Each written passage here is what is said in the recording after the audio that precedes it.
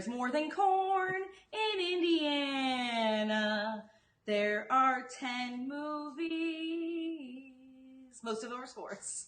Original jingle. I love it. I didn't know that was coming. Not really original. I just changed the words to an actual song. Whatever. No need to reinvent the wheel. So we are on to our next state, and it is the Hoosier State. I love it. Let's go with the first film, which is the quintessential Indiana movie. It doesn't matter if you know nothing about Indiana. Most people would know that this movie is about Indiana, and it is Hoosiers. That's my basketball. I would argue probably not even with you, because I think we've done this before, that best sports movie of all time.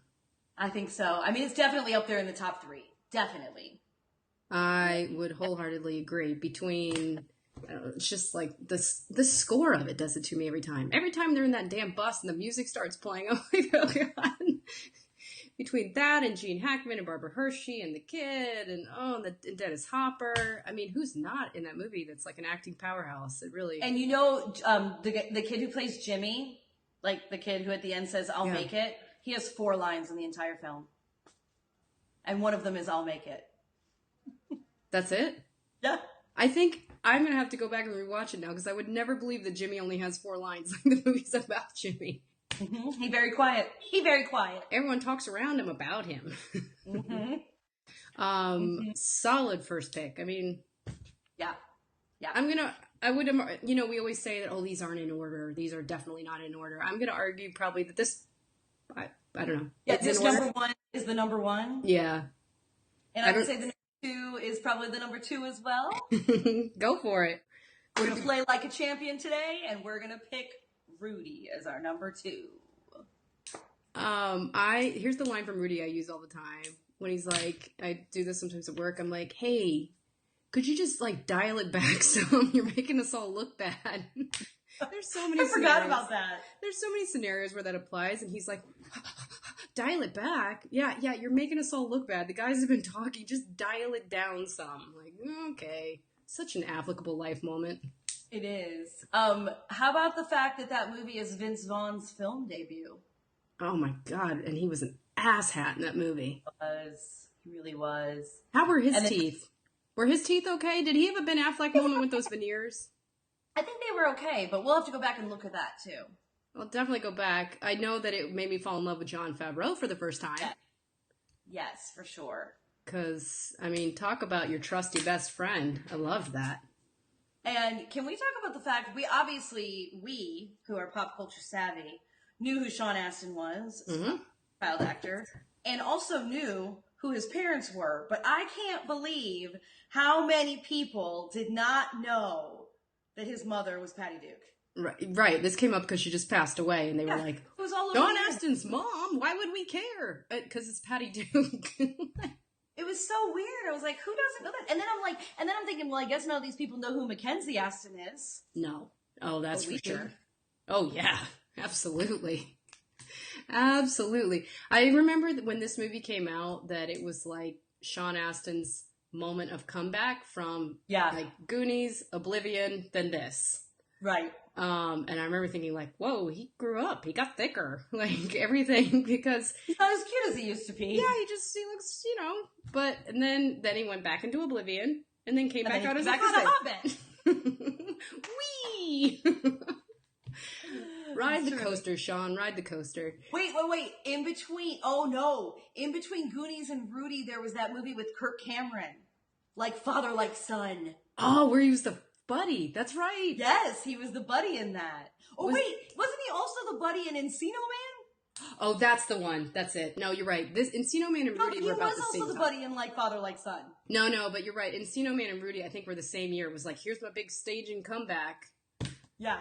I'm going to build a pool in a day with my caveman friend. Exactly. So, all right, let's move on to our number 3 choice, which is also a sports movie. I'm going to give you the honors there, Ashers. This used to be my playground.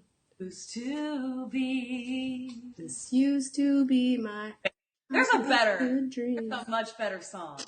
in that movie. We are the members of the All-Americans. We come from cities near and far. We've got Canadians. Woo! I like that we both did it. So obviously we've watched it more than once. The movie would be A League of Their Own. Yes. This movie, you know what I think about this movie? I love this movie, but this movie to me has the same effect of like Forrest Gump or like Hope Floats that we talked about on our Texas list, where you laugh through it, but it has overall just kind of this depressing tone to it. But you still watch it because you love it. But in the end, you're like, and maybe it's because that Madonna song comes on at the end and it's depressing as hell.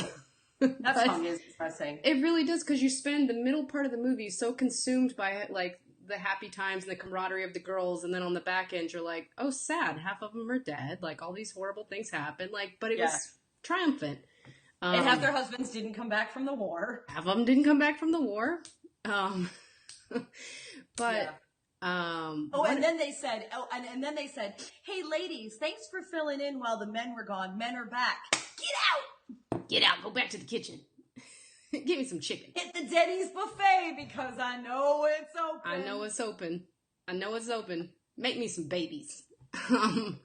Pretty much. But in the meantime, they were phenomenal baseball players. And I loved like the Tom Hanks, Gina Davis dynamic. Of course, Lori Petty. I was supposed to say Lori Petty, Madonna, Rosie O'Donnell. Like, it's like the most motley crew, like, pish posh of people that all work together. It was so much fun.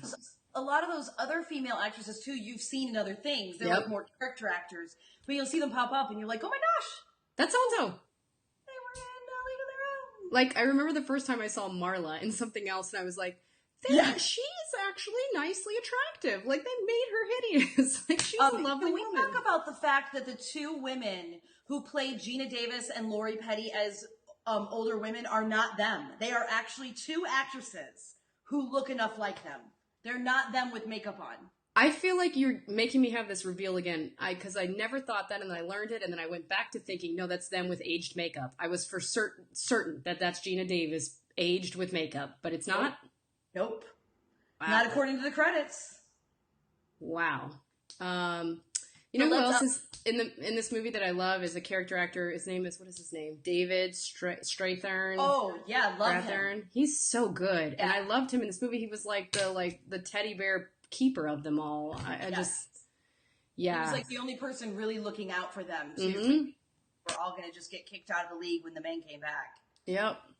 Oh, that gave me chills. At the end, when they call him up to do the ribbon cutting, that gave me chills. They were like, "You were the one who kept the league afloat for so long." That's a good one. So, let's talk about, before we move on. Yeah.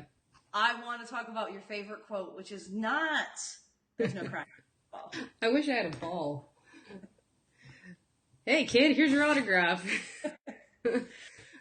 Avoid the clap, Jimmy Dugan. Hey, thanks, mister.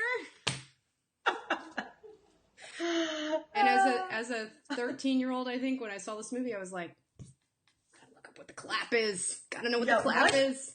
And we didn't have the internet back then, which I'm glad, because I don't think I'd want to look up the clap on the internet. Nope, this was pre-Google. You kids don't understand. When we needed to know something, you had to like strategically go ask someone or look at an encyclopedia. There was no Urban Dictionary. Listen, it was embarrassing being in the Riverties and saying to my mom, "What's a virgin?" Okay? Now you just Google it. You don't even have to type it. You just go, "What is a virgin?" Wait, now it's a TV show on the CW. Oh, it's really good too. Good call. So number 4, another sports movie, and it stars one of your favorite dudes, but he was very, very, very young. He was. Jackie Earl Haley. No, I'm kidding. That's exactly who I meant. Him. Oh, and also Dennis Quaid was in the movie. Yep. Oh, him. Like classic, like, what was that, like late 70s, where they're wearing like the half tops and the teeny tiny shorts. Teeny tiny, they're like the silk running shorts that they're cycling in. There's and then when they're at the swimming hole or whatever in the middle of Bloomington, and they're wearing like cut off like. Oh God, yeah, with the fringe. It's like they could have intertwined this movie with Dazed and Confused. It's true. The Italians are coming. The Italians are coming. So this is like, and I didn't appreciate this movie until after I don't know. I discovered a couple other cycling movies before I found this one, and I was like, this one is great. It's funny. I don't know. It's so 70s. It's so Midwest, and I know you're not from the Midwest, but like the whole thing with the cutters that are the townies, and then you've got like the upscale kids at the college, and then the idea of the little 500, which still goes on, the bicycle race. Yep. It's so Midwest. I love it. It's so Midwest. That's a great way to say it. I also love at the end where he's like duct taping his feet to the pedals, like, I'm not getting off this bike. We're doing this. Because, there's clip-on pedals, but whatever. I like it. It's dramatic. That's a good one. I forgot that was, I didn't forget when we were talking Indiana and you brought this up. I was like, oh, good one. Yeah. And I don't think I saw it until like 10 years ago. I didn't see it as a child. That would have bored me as a child. And this was like in the Jackie Earle Haley like heyday when he was doing Bad News Bears and this and but he's going to pop back up on this list in a little bit, but we're going to hold off. Please do. So next, we're going to go to an oldie but goodie sports film, and this is like super old. Newt Rockne All-American, which stars Ronald Reagan. And I don't think I've ever seen this film, but there's a line in this film that we all use. Every day. And it is, win one for the Gipper, because Ronald Reagan was the Gipper in the Newt Rockne movie. And what's sad is, I think all of us, maybe not, maybe I just want to find a safe place to sit when I give this admission. I've used this and not even known where it came from. I use that all the time. All the time. I'm like, I know it's got something to do with Indiana. I forgot that the Gipper was Reagan, the whole thing. I was like, I don't know. I think it's something about a sports something or other. Like Notre Dame, somebody used to say it. I was convinced. Yeah. Totally off. Yeah. No, I do it all the time. Mine that I used for years, and I can't believe I forgot where it came from because I watch this movie all the time, but mine was Mother Puss Bucket. I said Mother Puss Bucket for years before I realized it came from Ghostbusters. I don't know if I thought I made it up or what, but okay. So another classic that I've never seen, but I cannot believe that there haven't been more movies made in this location, and it is the movie Winning with Paul Newman and Joanne Woodward, his wife, about race car driving. It was filmed at the Indy 500, and it apparently inspired Paul Newman's love of racing. I was going to ask which came first. I honestly can't believe when I was looking, all of the movies that are made about Indy 500 are like from the 20s, 30s, 40s. It's crazy. Like, especially with all of the NASCAR movies, like we talked about a couple of them in the Carolina video, nothing about Indy racing. That shocks me. That does shock me. Like, it's coming soon, maybe. And God knows we've got enough, like, import nights type racing movies. Thank you, Fast and Furious. Yeah. So because that's kind of how racing originated, was with Formula One cars. Well, Formula One, but IndyCar is different than Formula One. My dad would be really upset if I called it. Tell me. Oh my God. What? I thought they were. Well, Formula One is open road. Like, they do have tracks, obviously, but it's mostly open road racing. Oh, I didn't. Oh, like in Italian. Indy cars have those. Indy cars look like Matchbox cars. That's what I thought. But I thought that those were Formula One cars. Wow, that's no. This is not good. I'm gonna do some homework. Yep. Take some notes. All right. Homework on racing. Yeah. Watch that movie One. One. Is that the one with one of the Hemsworth in it? There is one with Hemsworth, but this one's is a more independent film than that one. Even though that's kind of independent as well, but. Paul Newman and Joanne Woodward were Roswell residents, where I'm current. Oh, really? Yep. They have a house around the corner. When they were, but yeah. Yeah. Cool. Yeah. So next one is kind of an odd choice because it's a documentary, and it's from the 50s, I think. I think it came out not long after his passing, but it is the James Dean story. And the reason that I put this on here is because I feel like you can't talk about Indiana and not talk about James Dean, because when you think about famous people from Indiana, it's John Mellencamp, it's David Letterman. Yep. Now, there's also like an Axl Rose in there, but he doesn't rank. That's fantastic. No, I agree. You have to one of those people has to pop up on this list. And so a couple of them are not likely to, given, right. Well, it doesn't matter. John Mellencamp's been in movies, but they have not been shot in Indiana. So. And Letterman was in that one movie that was like, something about Dak or Cabin Boy. Cabin Boy, because he loved that Chris guy. What's his name? Yeah. Little redhead guy. Chris Elliott. Chris Elliott? Chris Elliott, yes. Cabin Boy. He makes one appearance in a movie, and it's Cabin Boy. That's classic. Oh. All right, let's go. Why don't you talk about the boy you love, Jackie Earle Haley, again? I do. I just love him so much. He's so sexy. Yeah, so Freddy Krueger. Hello, Jackie Earle Haley, Nightmare on Elm Street. A Nightmare on Elm Street. Sorry, I just got AKA tongue-tied. Nightmare on Elm Street 9. Oh, God, really? Yeah. That's how we added an A? Yes. Because A means 9? I guess. Okay, no problem. Nightmare on Elm Street movie. But it was in Gary, Indiana. And what else is known about Gary, Indiana, Danielle? ABC, it's easy as 1, 2, 3. I'm telling you, darling, ABC. Some people sang that song. They're kind of famous. Just a little bit. I don't know. You might know who they are. Like, they kind of have some funky names. Smidge. Like Tito and Jermaine. And then there's Michael. I can't figure that out. Yeah, and then there's that one named Michael. Yeah. But it's like, yeah, we ran out of awkward names. We're just going to give you Michael. Ran out of awkward. Although, and then Randy, that's not really awkward. He came after Michael. No. And it's not the Randy Jackson that's on American Idol. Not that one. Nope, not that one. Different one. Anyways, Jackie Earle Haley. So Jackie Earle Haley, I believe it's the scene when he becomes Freddy. Isn't that part in Gary? It's like there's some he works in the steel mills or something. I only saw it one time and it's not good. Well, that's what I was going to say. When you're at the 9th installment of this like franchise, it's like, it's kind of like those Final Destination movies. Like, here's the plot, get there quicker, we're done. When your first one, when you start with Johnny Depp, it's hard. Like, Fair. The follow-ups don't go well. Danielle and I saw, what's his name? Robert Englund at the Walker Stalker Con in Atlanta. And I was like, has he aged? I can't tell, but it's still freaking me out. Like, I can tell it's him. It's just a little bit. Yeah. Also, can you remind me what movie Jackie Earle Haley made the comeback in recently? That, like, he finally came back into movies? No? Okay, no problem. No problem. Moving on. But you know what I'll do? I will super it right here. He did. There was a whole thing where they're like, yay, he made it back into the spotlight like a few years ago, and he was on the awards circuit, kind of like... Yeah, I don't remember. Like... but I remember, but I don't remember. In the same way that Mickey Rourke did. Like, oh, yay for you! And that was it. Okay, keep going. So two more... more recent, one more recent than the other that Ashley will touch on because I haven't actually seen it. Mm-hmm. But before we get to that, speaking of Johnny Depp, gosh, we build in segues and we don't even know we're doing it. Not intentional. Starred as Dillinger. Yep. In Public Enemies. Yep. And this one is a little close to my heart out of all of these because the courthouse that Dillinger broke out of with most likely a soap gun. Because we're real smart up there in Indiana.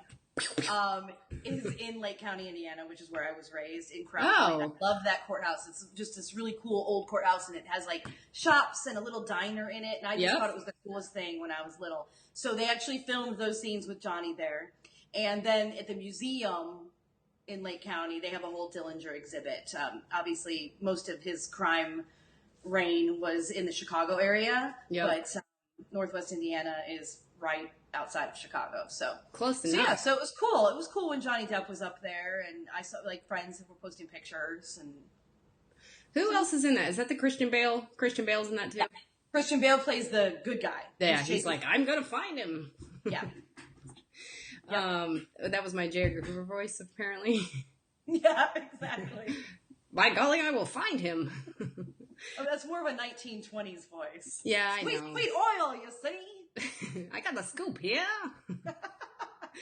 I don't have many, so we just got to use them when they get close enough.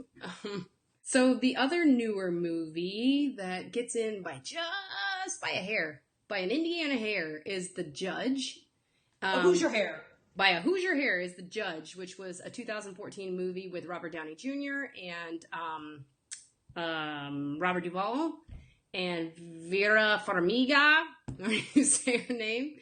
And who else is in it? Billy Bob, and Vincent D'Onofrio. Anyways, I don't know if you've seen it. I know you haven't. If anybody else, definitely recommend seeing it. It kind of was on the awards circuit a couple of years ago, and we got it as a screener copy, and it was probably one of my favorites of that year. It's like Robert Downey Jr.'s big-time lawyer in the city. He gets called that his mom has died. He races home. He's kind of alienated from the rest of his family. And his dad's Robert Duvall, and he's very cantankerous and angry and a drunk. And, they live in a fictional town in Indiana. Most of the movie, not shot in Indiana, but like a small snippet of it was shot in Jackson County. So it's making the list. Well, I'm glad that there was at least a snippet of it, because I actually wanted to end with a few movies that they didn't shoot any of in Indiana. And some of them, it's like, okay, like Close Encounters is supposed to be set in Muncie. Well, you don't have to film that in Muncie. In fact, you can't, because they need a Devil's Tower. And so That's not going to happen. And then A Christmas Story, they changed. They call it Home in Indiana, which is really Hammond, Indiana, which is where my father's from. And they shot that in Cleveland. So Ohio likes to claim that one, even though we all know that it actually is Indiana. And in the book, it's Indiana. And they actually mentioned my hometown of Griffith. I mean, my old hometown. I'm from Austin now. But, yeah. So, anyway. And that's so sad. Because it could have been done there. There's not, I mean, I guess, it's from the 80s, early 80s, maybe. I don't know. Hammond was pretty and was pretty run down. But couldn't they make another town in Indiana just to keep the authenticity? Yeah, they easily could have done it in, like, Crown Point. Yeah, agreed. Yeah. But, okay, keep going. What else disappoints us? And then Kinsey, which is about, like, this professor at IU who's, like, who, like, did a lot of... Sex therapy stuff, right? Sex therapy stuff. Who kind of created a lot of that. For some reason, none of that was shot in IU, which I found interesting. We're not going to talk about sex in Indiana. No, we are not. And let's not get started on those bathrooms. I'm sorry. It's only because Trump is right now. Okay, but here, the one...